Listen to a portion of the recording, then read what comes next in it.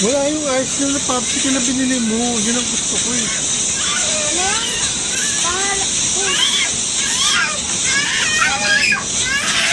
Kainin mo na, kainin mo. Kain ka kasi. O, subuhan mo siya, subuhan mo siya.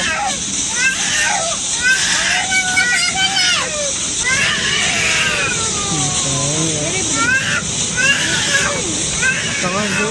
Kanyang pera yan.